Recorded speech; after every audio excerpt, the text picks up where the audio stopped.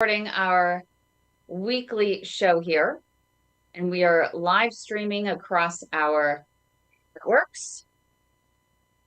We have legendary Harlem Globetrotter Larry Shorty Coleman, who says he wants to join in a little bit, so he may pop in with some questions as well. We have one of our pad warriors here already. We have Douglas Salisbury, so he may have some questions during this broadcast also. So we're ready to go. Mike, our producer, Mike Matthews, the amazing Mike Matthews. You ready to go? Yay! Here we go. Here we go, everyone. And I'll put the time cues in the chat. Okay.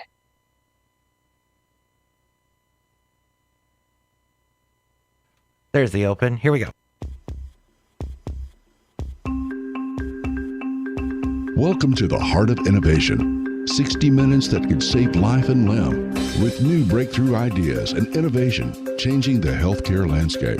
Brought to you by patient advocacy group thewaytomyheart.org in partnership with Abbott. Here are your hosts for the Heart of Innovation: Emmy award-winning journalist and founder of The Way to My Heart, Kim McNicholas, and interventional cardiologist and founder of the Save My Piggies Health Education Series, Dr. John Phillips. Hi, everyone, and welcome to the show. We have a really special show this week because I'm excited to participate for the very first time in the African American Wellness Association's walk, this one in Los Angeles. They have many events across the United States throughout the year. I got involved because Johnson & Johnson, well, actually Janssen, a version of Johnson & Johnson, they have a Save Legs, Change Lives program to help raise awareness for peripheral artery disease, which is those blocked arteries and mainly the leg arteries. And they bring their empowered van out to these walks across the country throughout the year, and they offer free testing. And The Way to My Heart, my nonprofit, got involved in helping those patients who test positive to, learn more about PAD, get help from their doctor, get the resources they need, get some copay relief in case they need that, transportation between appointments, whatever they need to facilitate their care, we're here for them.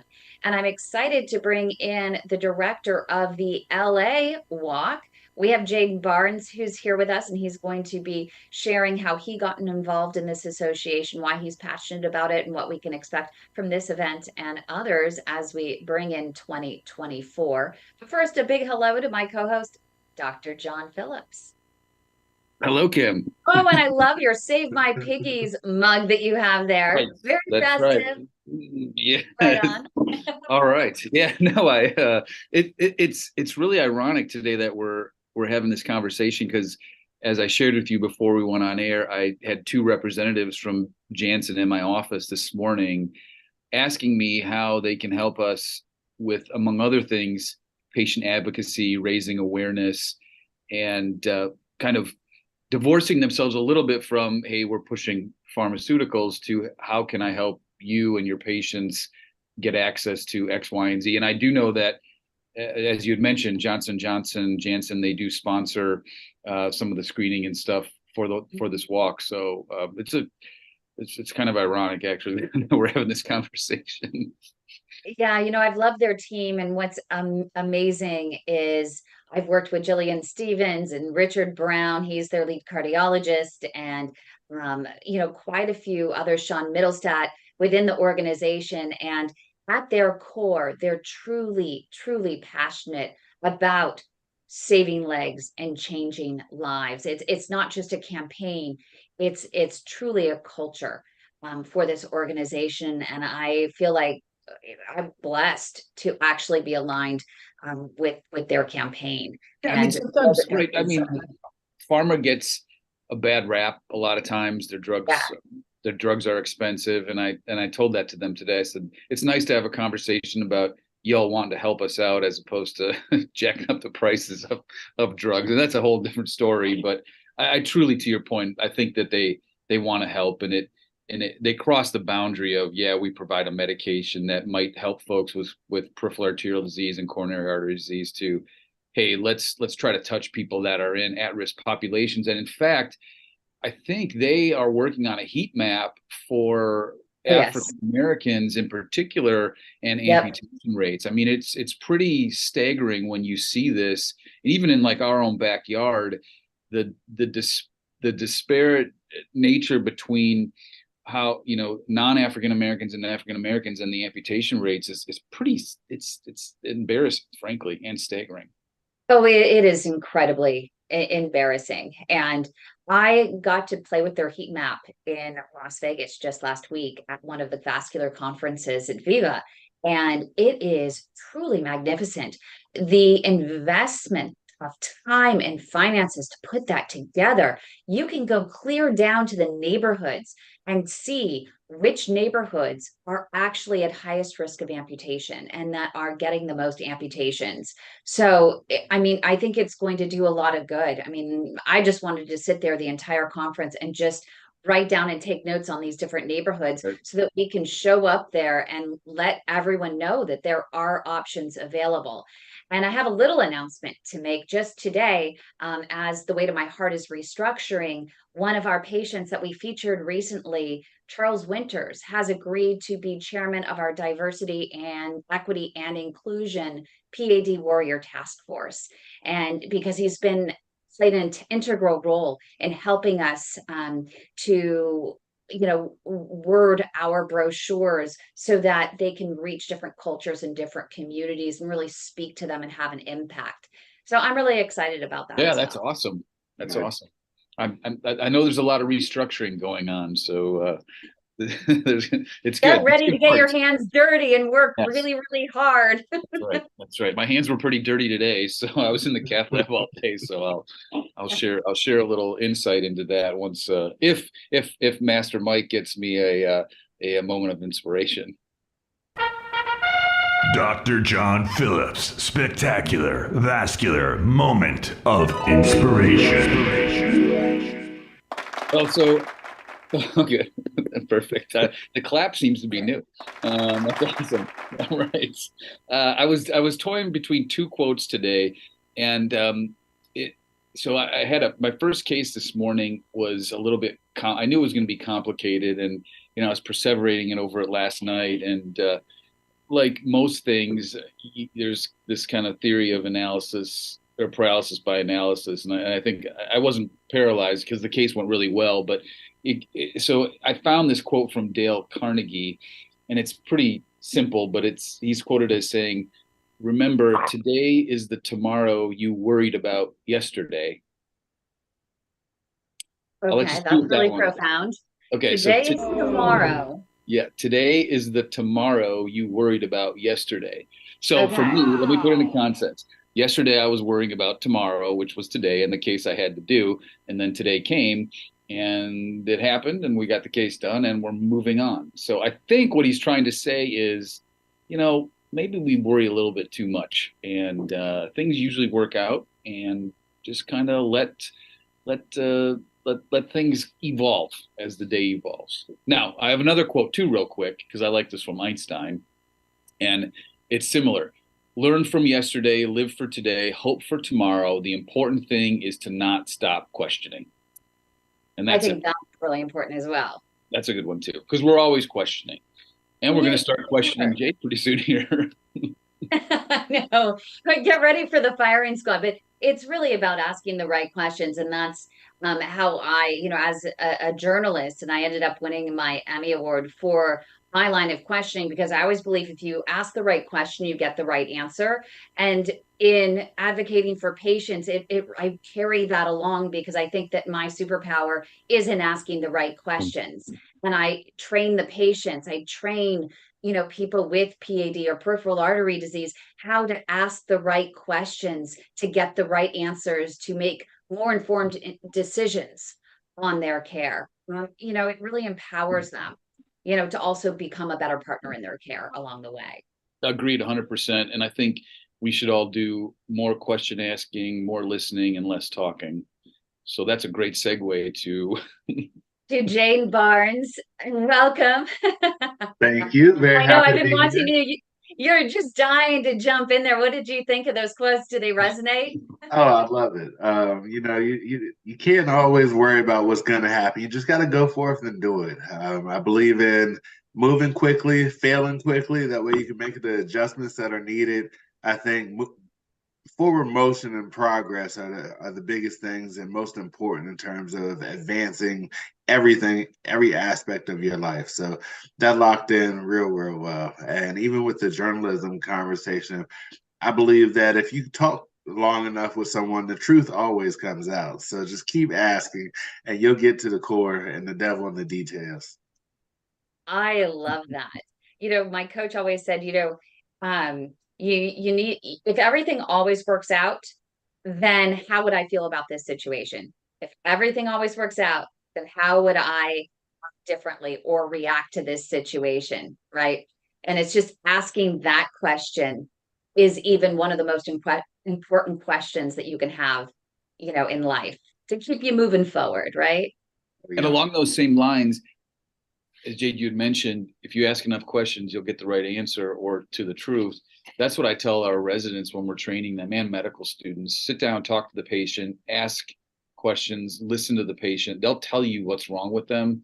I mean, we can order tests and labs and things, but at the end of the day, if you understand medicine and you listen to the patient, they'll tell you what's wrong with them, and then that unlocks the key to treating them successfully.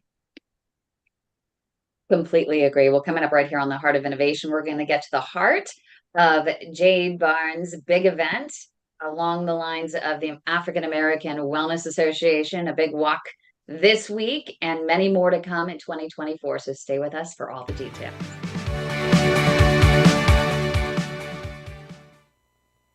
Right on. I'll get the return here. Jade, usually in our first segment, we just kind of banter and have a little fun, and then we get into the heart of it. Yep, I'm good with it. I think this is my 6th interview this last week, so we're good.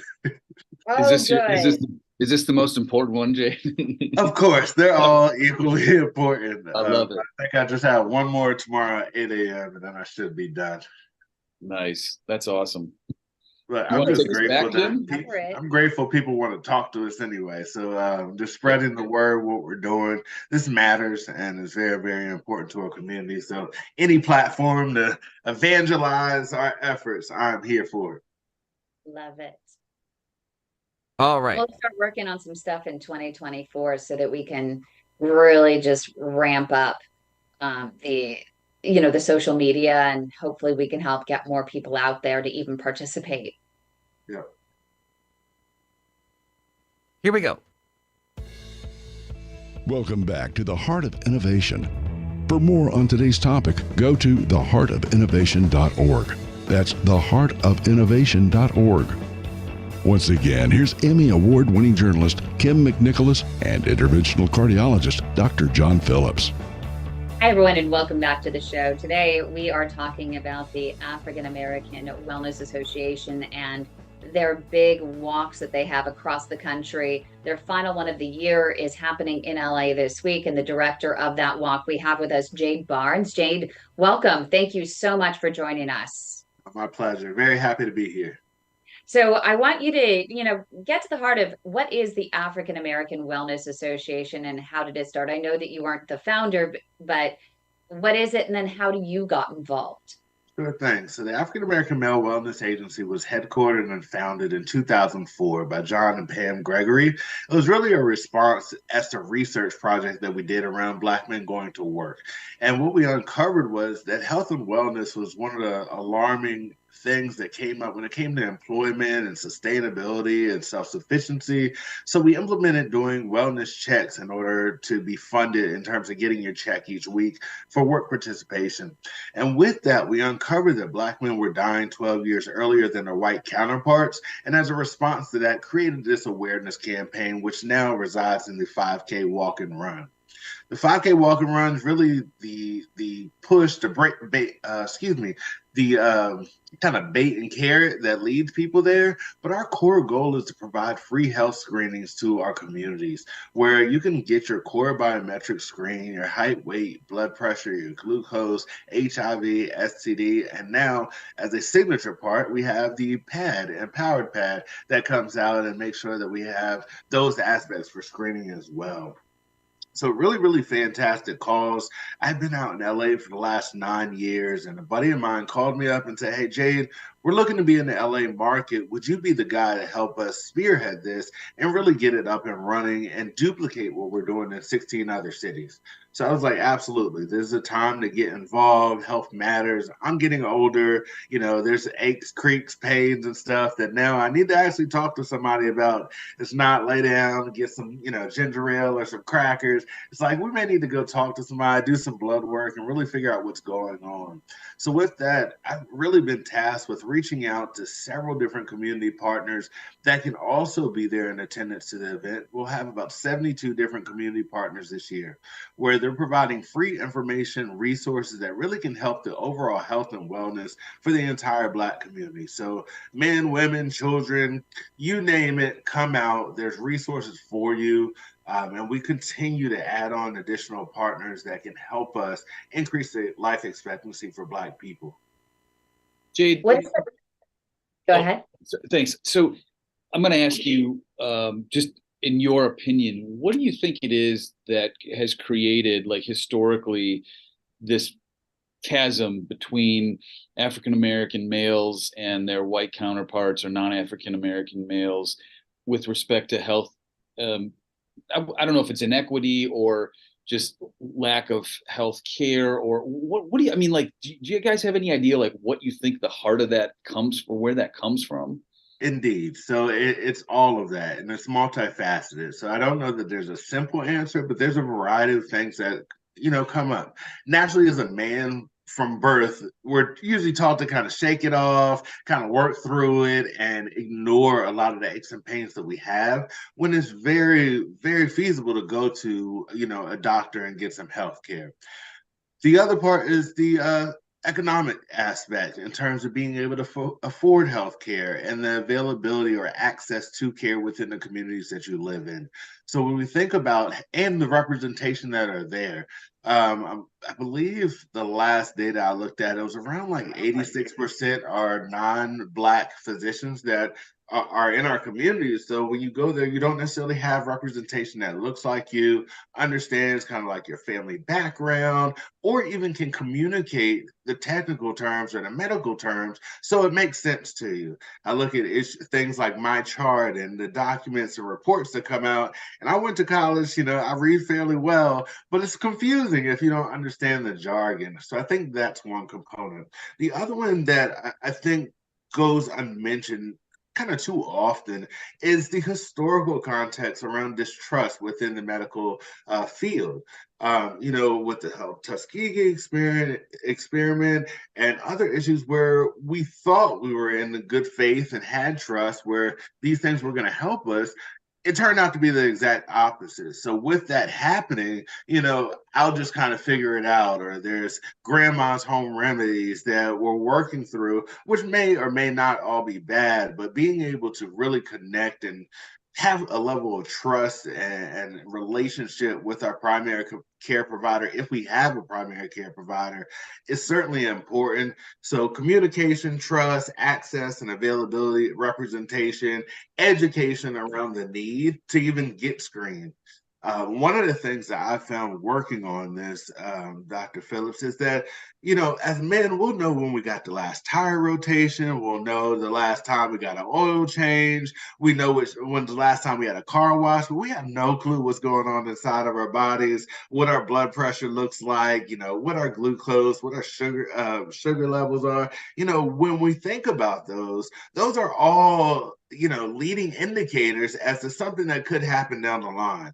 And most of them are preventable. The data around the 12 years dying early earlier than our white counterparts are all around preventable diseases and illnesses. We're not talking about just in general. We're talking about stuff that if we know our numbers and have the education and access to resources are 100% preventable and treatable and manageable. So it's important with this campaign that we focus on those and normalizing going to the doctor, taking mental health, physical wellness, all of those things very, very seriously and intentional about ourselves. And it's really interesting because there's so many genetic factors. We have legendary Harlem Globetrotter, Shorty Coleman, who's involved with us, and I know he's on the line and listening. I'm not sure if he wants to jump in here, but in my conversations with him, I mean, he's an athlete. He's been a professional athlete for years and years and years, and genetics caught up to him. His mom ended up with diabetes and amputation, and so next in line is Larry. He ends up with an amputation, and it's almost like, well, you know what? I almost expect it. So you just don't push back against doctors. And you're like, well, there's nothing I can do anyway. So just let nature take its course. Do you find that to be an issue and the mentality? Yes, indeed. So we just kind of go with the flow and just kind of, it happens. My granny had it, my dad had it, then I'm just going to get it. And that's not the case. With awareness, education, and access to people who go to school for a very long time, the doctor can attest, like there's a lot of education and research and work that happens, residency where they are trained to be of assistance. And there is an intrinsic value and purpose within helping people and saving lives. And we've just got to work together and partner to overcome those disbeliefs that we have. I want to ask you, sorry. I was curious about how do you develop trust? Because I thought you were going to say trust is an issue because that historically I think is what I think of when I hear about African Americans and their sometimes hesitancy to seek medical attention until it's the kind of train has come off the tracks. So how do we foster trust? I know this is something like this obviously is raising awareness. But I'm curious as a white physician who, frankly, I see very few African Americans as to where I'm at. Mm-hmm. But I have a great trust with my patients, I think. But I don't know. I mean, I wonder sometimes, do they think there's something nefarious going on? So my question is like, how do you start to develop that trust? Is it truly a grassroots effort, like something like this, or is it bigger than that? I think there's a two-pronged approach. So one, certainly these type of events help build that trust. We're a grassroots organization. We're knocking on doors. We're in the streets. We're having conversations with real people in real time, and we look alike. So that gives us an edge. Our goal really in strategy has been to partner with physicians and organizations to, one, make sure we're in alignment in terms of what that looks like, how care is administered, whether these social factors and communication are in place where you can actually help our community. And with that, we serve as that liaison that as an agency, we vet and screen and integrate with these primary care providers, insurance, physicians, in order to say, hey, this is a good group of folks. Let them help you. Let's work through that. The other part, the second part to this is a much longer play, and in which that we have to get more Black folks in the medical profession in general. So representation is there. Then internally, there's some communication that can happen about best practices in communicating, what to look for, some kind of social norms that can establish that. But time is really going to be the only thing that really helps us break down that barrier of trust. And coming up right here on the Heart of Innovation, we're going to talk more with Jhade Barnes with the Wellness Walk in LA. He's going to give us some more details, so stay with us.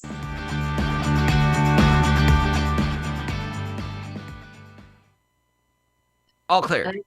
And I think Larry is here. I'm not sure. I muted his microphone and he might not know how to unmute. So I'm not quite sure. There he is. Hey, Larry. Hey, good evening to everyone. My name is Larry Shorty Coleman, the legendary Harlem Globetrotter, and a man that's going to conquer PAD or spread the word like mad. I love you. Yes, we're gonna go back in. Have you been listening to what he's saying? Do you want I to did share not. for a second? I did not avoid my Harvard classroom and family members, and I Okay. would like to share. Okay, so we'll come back and also Jade, if you want to ask him a couple of questions, it would be interesting to hear kind of the conversation, between the two of you about the experience, um, you know, patients have, so if you want to do that, I can take you back to that. Let me, I would yield to you. I'm not a great question asker. I just do Okay. the answer. I may jump in. I'll throw my You know finger what up. though, Jade? Neither was I, and look at how far I've gone thanks to you. We'll see. They say if you don't ask questions, you can't learn. This is true. I'm sure something will come to mind. Let's rock. We're just free flowing here. Awesome. Here we okay, go. Mike, we're ready. Welcome back to the Heart of Innovation. For more on today's topic, go to theheartofinnovation.org. That's theheartofinnovation.org. Once again, here's Emmy Award-winning journalist Kim McNicholas and interventional cardiologist Dr. John Phillips. Hi, everyone, and welcome back to the Heart of Innovation. We are talking with Jhade Barnes, and we also have legendary Harlem Globetrotter Larry Shorty Coleman, who's been listening in. Larry, before the break, I had mentioned our conversation that you and I had about your experience and the frustration of being an athlete, a professional athlete yourself, and then genetics still catching you. Would you mind sharing your feelings, your insight on the conversation? Yes, I'm glad to be an African American or any other race, but when it starts to affect us health-wise, we need professional people. They need encouraging people like myself and Kim and other doctors. We'll knock this out the box. It's not something we just going to put a Band-Aid on. And my situation, my mom had diabetes. I didn't pay it no mind. Is this going to run in the family? Yes, it did run in the family. So did PAD. But I wasn't educated on it. And I just took for granted being an athlete that I could overcome this. Boy, did I fool myself for 62 years after 11 years of playing basketball. And I said, the professional, the money don't make a difference. Just having great health and not looking down and not see that other limb. That's the ultimate goal. And I found a way to be happy with the situation. Do you find, Larry, and I'm curious also from Jade's perspective, any misconceptions that are out there? Because I had a conversation with Charles Winters, who's a fellow PAD warrior, and he's going to be heading up our diversity, equity, and inclusion patient task force. And I had him look at this one brochure that I created, the one that has also your picture on it, Larry. And because I got feedback from another advocate and another clinician that it's too wordy. I need to speak to a 5th grade educated person. It's too much for people. And he said, absolutely not. He is tired of people underestimating the intelligence of the African American community. What is your point of view on the educational resources out there? Well, I'm going to tell you from what I was told and how I was treated, some way they take for granted that we're not capable of getting an education or we're not smart enough. Anyone that God put on earth is smart enough to be anything they want to be, just by believing.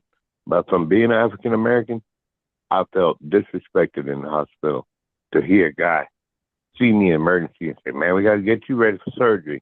We're going to do amputation. I thought he was talking about an antenna. I was so nervous, but that never happened that way. And he almost was like slapping me in the face, like, well, he only have Medicare, Medicaid. We'll drain that and move on to the next person that's interests of African American, or they don't care now, white, black, yellow, or blue. And I'm so glad that you're on the line, other doctors. Something has to be done, man. If not, we'll be all walking around playing pogo stick. Yep. And Jade, what are your thoughts in hearing what Larry has to say about his experience? Is this something that you hear a lot? I definitely hear that. There's always a fear of the financial component around, what you can pay for, and a fear of if I only have this level of insurance or level of coverage, then I'm going to get, marginal care. And that is a great concern when you think about health equity. And I think, trying to make sure that people understand that there's programs and resources out there to help offset those costs, as well as support systems really help guide. When it comes to like printed material and marketing, I do think that everything when it comes out in the medical field or from the medical field should be almost at a third grade level. That way, anybody who picks it up has a very, very high likelihood of understanding what's happening to them, what the options are, the pros, the cons, and are able to weigh those out. But there's also this third component where the physician really has the opportunity to educate the patient around the procedures, what's going on, what those options are, and really becoming a partner when it comes to making medical and health decisions for that individual. Yeah, I'll Is just it Very about well, very bringing well it down spoken. though to a third grade level, or is it about just simply putting it in layman's terms versus medical terms? well, I let me think just say this: we have to when we create like a consent form, it is written in a fifth grade reading level, and I think that's done for a number of reasons. Number one, we you don't know where the patient is on the spectrum of their health education, their knowledge of what's going on. And so if we throw in a bunch of big terms, that just leads to confusion. However, as Jade was saying, it's my job to, yes, we write it in a fifth grade reading level, but we can talk and speak the medical jargon to some degree, but you also have to be like a good physician can translate what I know needs to happen through my training to explaining it to a patient who has no idea. And I liken it to, I don't know anything about cars, but I got a mechanic that I trust. If he tells me there's something wrong with the catalytic converter, I take him at face value. I have no idea what he's talking about. I just trust him. And that's what I try to instill with my patients. And I've said this a lot before too. It's like shared decision making is huge. And also, I try to be the coach and I want the patient to be the quarterback. I want to give the patient a playbook with some options and I want them to kind of help execute the plays. And any physician who's worth his or her salt can explain to a patient in layman's terms, layperson's terms, what's going on and what needs to happen. Because I think, yes, a lot of it is within the African American community, but it's in the Appalachia of southeastern Ohio too. I mean, the medical literacy is very low in most areas in this country. I mean, let's be honest.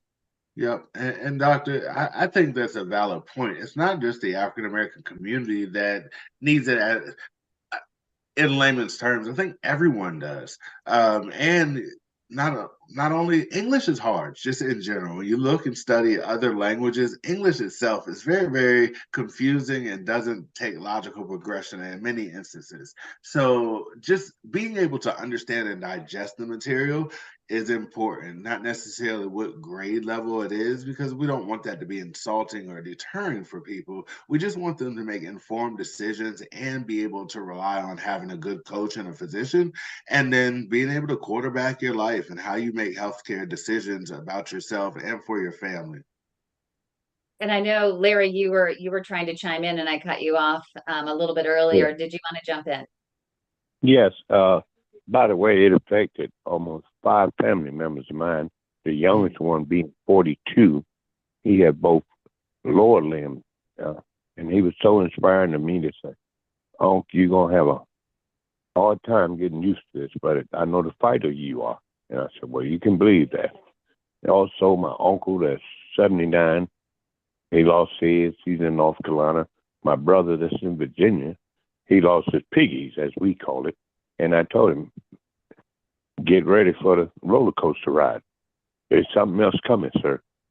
And I'm no genius or a genie, believe it or not.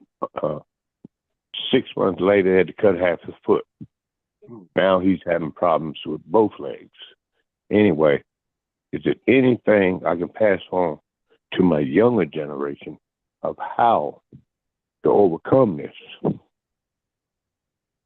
Well, I mean, I think what Jhade's doing is that first step. Well, I guess pun intended. We have to raise awareness. We have to screen people. When I see somebody, the horse is out of the barn. When they have PAD, critical limb ischemia, and Kim, we've talked about this, that diagnosis is worse than most cancers, frankly. And it is like a cancer. We need to screen people early.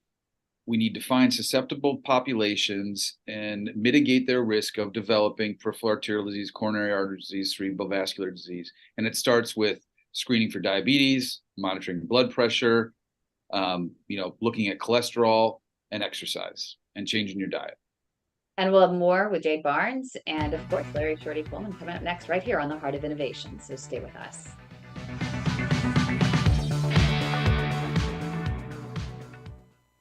Claire, talk amongst yourselves. I'm getting kicked out of this room. I'm going to join you from a different room, Kim. I'll be there in 1 minute. Okay. Jhade, are you available for 10 more minutes? And then I could make it work. Okay. Hopefully they should hang on. I've got another nonprofit I work for when we meet. You're just such a good human. I love you. Listen, my mother always said, be positive, be progressive, take the time to make a positive difference in someone's life. So that's become my mantra, and I do what I can, where I can, and how I can. See, that's Jhade, I'd love to hear how like a person walks through this event. Yeah. Like, how does it? Let's say I show up. What happens? Yep, very happy to do that. What do I do with the results? That's always a big issue, right? Yep. And then I'm also curious on so you get, the follow through, afterwards. Is there any way that you guys ensure follow through? And then I want to hear some success stories as well. I'm sure you have them, because it's what inspires you to go back year after year, right? Yep. I should be able to knock that out for you. That's awesome. I'm excited. Yay. So it looks like Mike is just joining us again, and we'll jump in.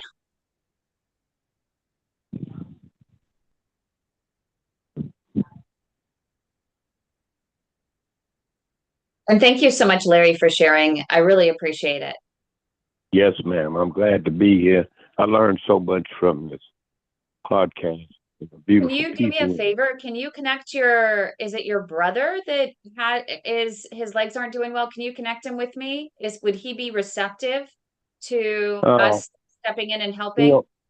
He don't have what God has given me. He might be hesitant to do it, but I'll tell him, and we'll have to do this another time. He's in a rural area, Buffalo Junction, Virginia. Okay. Yeah, we can still help. And see, and that's, Jhade, what I hear a lot as well is there is resistance to getting the outside help. Once some of our patients trust their doctor, it's yes, ma'am, yes, sir. And they don't want to hurt their feelings. They're afraid to betray them. They're afraid to get a second opinion from other people. And it took Larry, right? Larry, it took you a while to find us. And it took one of your collegiate, I think it was a former collegiate basketball player that you played with, that you reached out to. Yes, it sure did. And I inform the young kids when I do my Saturday morning youth program that let's talk about what PAD is. And then I give them a chance to win $10 to figure out what it is. And I say at lunchtime, we're going to discuss it. I'll say, out of the 25 kids, 5 already experienced it with their families. And I say, this is how we're going to make this grow. Yeah. You got to get to the young now. Because they see you and think, are you in the Army? I feel bad for our vets. They didn't even have a chance to have the treatment and the podcast family to talk to. Yeah. Come straight from Vietnam to your family. And if not, both legs gone, both arms, and just lay there until the good Lord calls you. Awful feeling. It's true. Are we all still there? Yeah. Yep, we're here. Thank you, Larry. All right. Thanks all Mike, of you very much. And God bless. I appreciate you. All right, I love you guys. We love you too. All right. And Mike Matthews, you ready for the big segment? Magic Mike. Magic Mike. I mean, it's so fun. I mean, we stream across all the social media and everything. And so just to let everyone know again that we are pre-recording. We're on 860 AM, The Answer, the radio station in the San Francisco Bay Area, one of the top business radio stations here. We go live every single Saturday, but this week we are pre-recording because I'm going to be down at the what is it? The walk to to Save Black Men's Lives in Los Angeles, California, at the Michelle and Barack Obama Sports Complex this Saturday from 8 to noon. So very happy to have you join us. Yeah, if anyone's down there in Los Angeles, we'd love to see you live down there. So we're going to have a booth. We're Jim, partnering. I expect some photos. Oh yeah, we'll have plenty of photos. Easy Care Link is in there. Philips Healthcare is getting involved with us. They're going to be at our booth. Awesome. So we have some nurses that are going to be at our booth. We're really excited to be able to help people. And of course, we have partnered with Janssen and their Empowered Van, which, you know, bless their hearts, have been literally donating their time, their resources, and going across the country and following the different walks across the country and providing PAD testing for thousands of patients from across the nation. So it's really cool. Hey, Mike, are you ready? If he's not, Mike, are you ready? Matthews is in the other room. Or can he hear us? I don't know. They Because changed my microphone on me. Okay, here I am. Can you hear me now? okay, because he has to leave pretty quick. Okay, here we go. Welcome back to the Heart of Innovation. For more on today's topic, go to theheartofinnovation.org. That's theheartofinnovation.org. Once again, here's Emmy Award-winning journalist Kim McNicholas and interventional cardiologist Dr. John Phillips.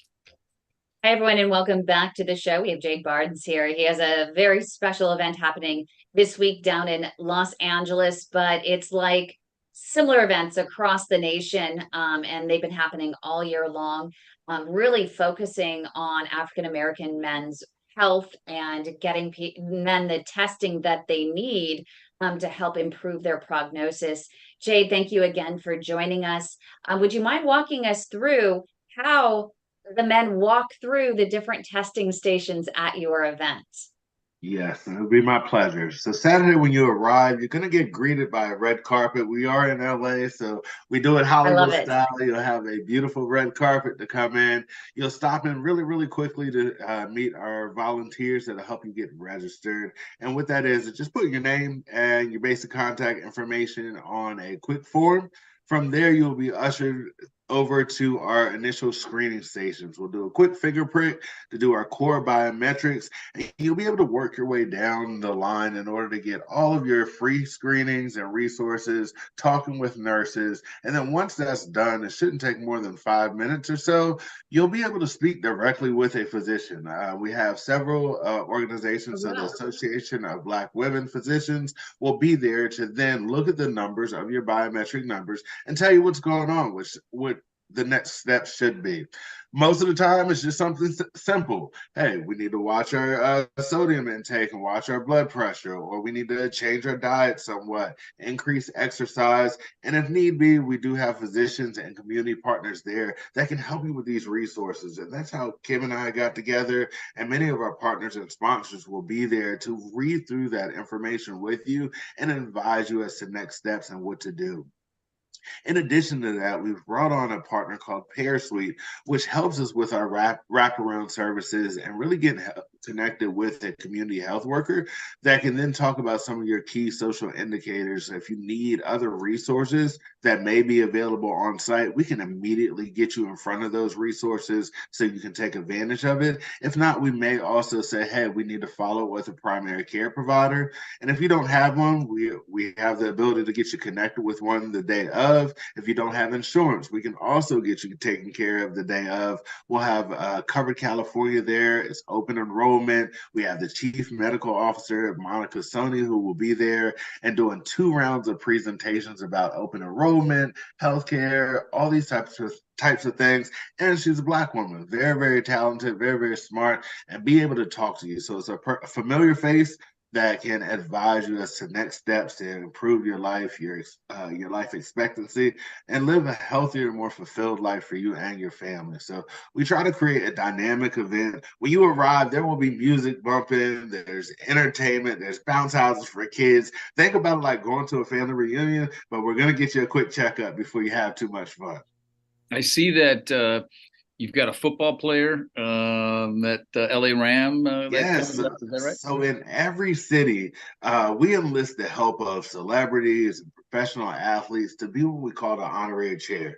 And the honorary chair has agreed to be an ambassador, a spokesperson, to use their image, name, and likeness to spread the word about health awareness for Black men and this cause. He's been extremely philanthropic in his own works and has partnered with us to really evangelize what we're doing here in LA and be supportive. So it's always nice to have an NFL player who backs you, who believes in what you're doing, and really believes in the overall increasing the life expectancy for Black people as a whole to just become very normal to get checked up and be good. I love that you've timed it perfectly with open enrollment and Covering California being there, because that's one of the biggest obstacles that we have when we're helping patients across the country is so many people don't have the proper insurance to be able to get the care, and so they end up in the emergency room. And that's where we say, you know what, it is the amputation lottery. Once you get there, whomever is on call is whatever option they have for you, whether it's to open your arteries or simply their solution would be to cut the leg off. Mhm. And that's really scary. So it's really good that the patients can actually go there and get insurance. So if they have a problem, they can get insurance that day at your event. I think that's brilliant. We try to leave no stone unturned. Like, we've done the heavy lifting for you. All you have to do is show up. Bring somebody, bring anybody. It doesn't matter. It's open to the public. We'd love you to register before it, but you do not have to. Just show up. We're there What for you. resistance have I'm you sorry. faced from the African American community? Have you faced any sort of resistance from some folks in the African American community just showing up and getting tested? A little bit. We find the resistance actually comes when they're there, but we have a foolproof plan around that. So men will say, "Hey, I just went to the doctor last week," or "I went last month." We don't care. My wife has. I've really enlisted my wife to get some help, but she has brought all her beautiful lady friends out. All the church aunties will be out there. Those are the volunteers. Those will be the people who are ushering you from registration over to the screening group. It is incredibly challenging to tell pretty women and church folks no. So we are gonna help you get over there. Like I said, the screening is non-invasive. It is really, really easy.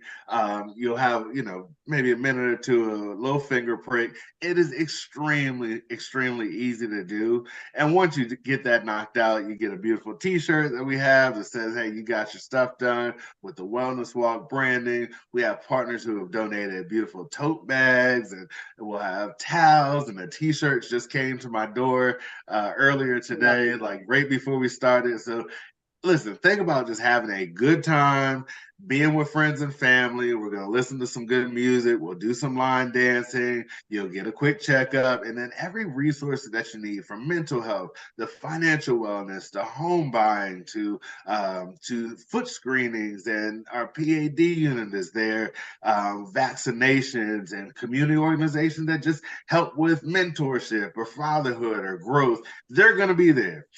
We've got the list. They're signed up. They're excited. They're pumped. If you check our social media at AA Wellness Walk LA on Instagram, you'll see all of our community partners. You'll see the information that's going out. And it's really, really important. We're all committed to it. There's seldomly a person I see as we tell what we're doing that are reluctant, but it's that day of, the jitters. I don't know what it is, but like, hey, it's quick. A quick fingerprint, a very, very thin vial of blood. You'll get a beautiful Band-Aid, and it's done. Then we can just kind of walk down the list. We'll talk about these numbers and really figure out and make sure that you're in a great place to live long. So Jade, how many people, you said this is in 17 cities, just estimate how many folks you think you've touched, number one, and number two, there has to be some people that have come back and said, hey, you guys saved my life. Like I didn't know I was this bad. Every year this happens. So I guesstimate probably about 100,000 Black men have been screened across the country since we started this.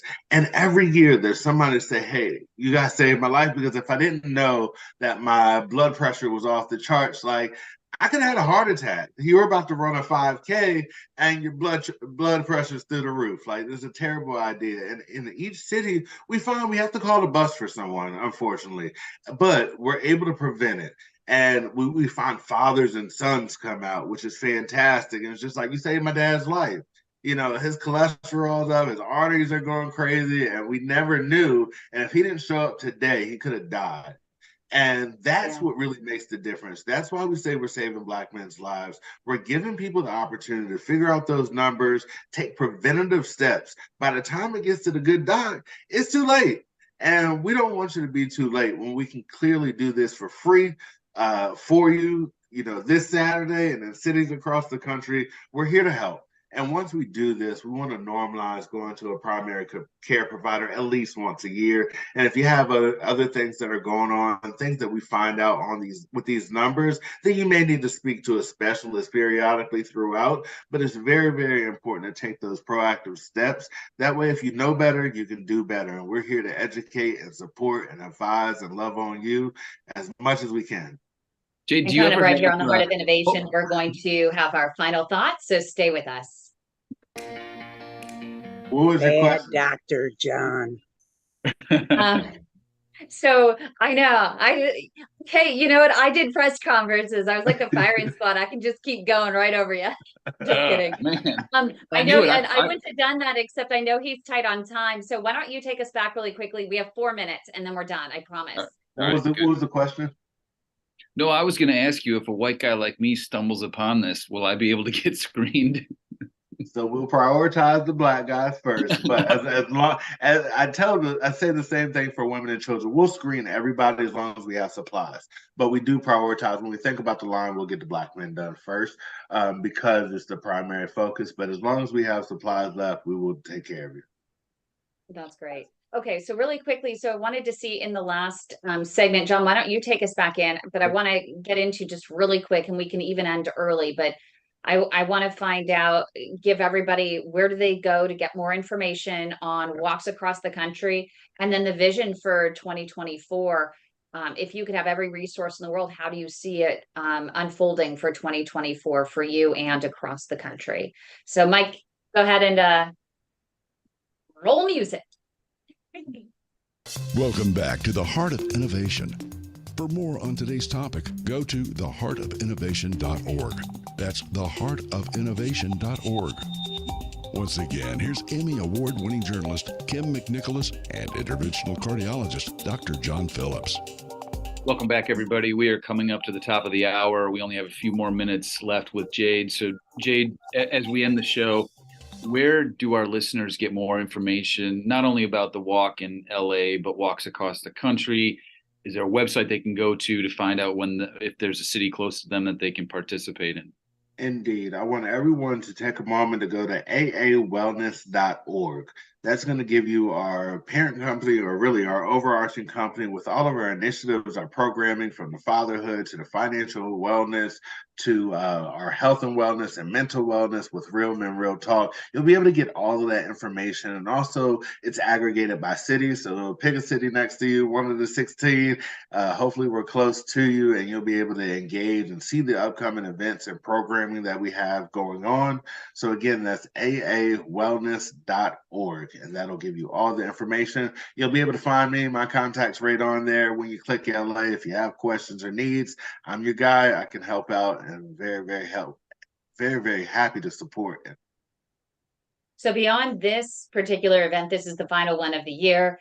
What do you expect to unfold in 2024? If you could have every wish come true in 2024, how do you see these events evolving?